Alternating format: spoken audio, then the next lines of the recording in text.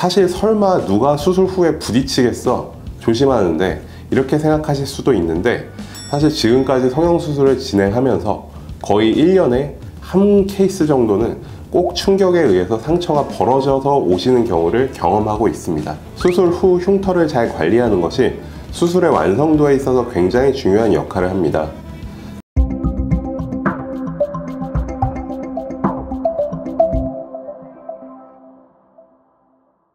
안녕하세요. 상담 오선생 채널의 한바른 원장입니다. 오늘은 이마축소 수술 후 피해야 할 생활습관에 대해서 알아보겠습니다. 이마축소 수술은 언뜻 보기에는 수술 후 봉합 부위가 굉장히 길기 때문에 큰 수술이 아닌가 생각하시는 경우가 많은데요. 사실 알고 보면 수술 시간도 길지 않고 붓기도 없으면서 안전하고 매우 큰 효과를 기대할 수 있는 아주 좋은 수술이라고 볼 수가 있습니다. 저번 시간에 이마축소 수술의 흉터 관리편에서 말씀드린 것처럼 수술 후 흉터를 잘 관리하는 것이 수술의 완성도에 있어서 굉장히 중요한 역할을 합니다. 잘 관리한다는 뜻은 흉터 연고나 자외선 차단제를 발라주는 것처럼 좋게 만드는 행동을 하는 것도 있지만, 흉터에 자극을 줄 수 있는 혹은 나쁘게 만들 행동들을 피하는 것도 관리에 포함이 되겠죠. 자, 그래서 오늘은 흉터에 나쁜 영향을 미칠 수 있는 행동들이 어떤 것들이 있는지에 대해서 알아보도록 하겠습니다. 두피에 물리적 자극이 가해질 수 있는 행동들을 피하는 겁니다.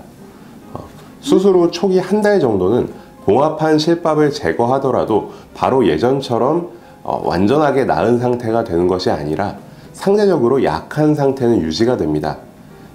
약한 상태인데도 불구하고 실밥을 먼저 제거하는 이유는 오랫동안 실밥을 놓아둘 경우에는 자칫하다가는 기찻길 자국 같은 실밥 자국이 흉터로 더 크게 남을 수 있기 때문입니다. 그래서 수술 후 상처가 모두 아물더라도 큰 충격을 받는 경우, 예를 들어서 벽에 부딪히거나 가장 흔하게는 샤워하시다가 샤워기 헤드에 세게 부딪히는 경우가 있는데요. 이런 경우에는 상처가 당연히 터질 수 있습니다.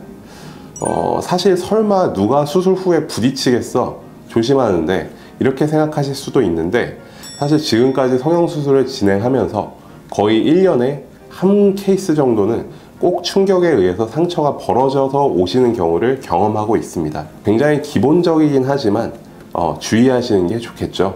또 비슷한 경우로 정말 제가 생각했을 때는 99% 이상의 분들은 괜찮지만 간혹 가다가 이제 샴푸를 하고 머리를 감으실 때 굉장히 거칠게 이렇게 두피 마사지를 하듯이 이제 마구 긁으면서 머리를 감으시는 분들이 간혹 있습니다.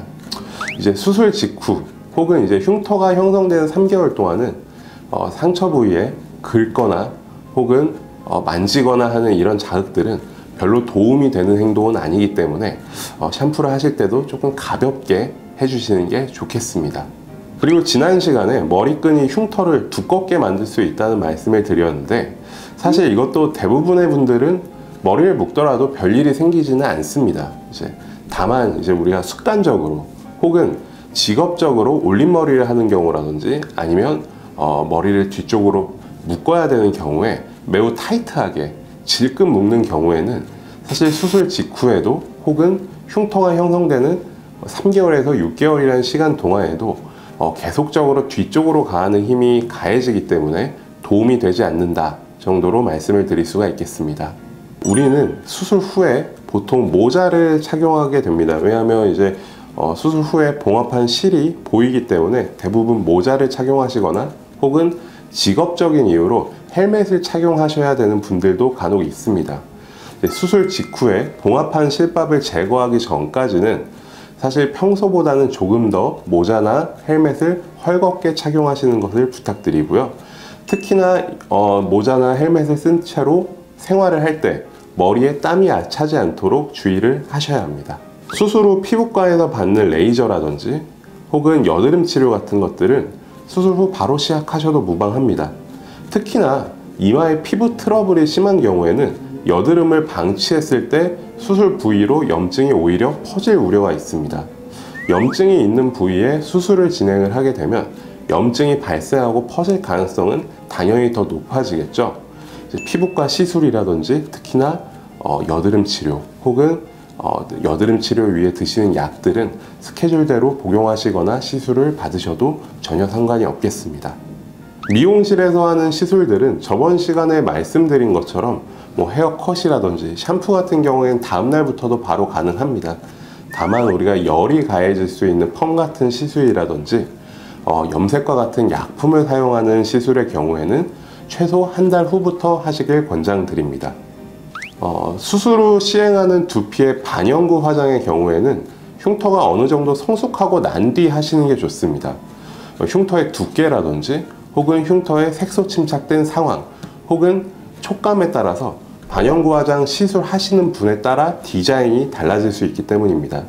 일반적으로 반영구 화장의 경우에는 수술 후 3달부터 하시길 권장을 드리고 있습니다.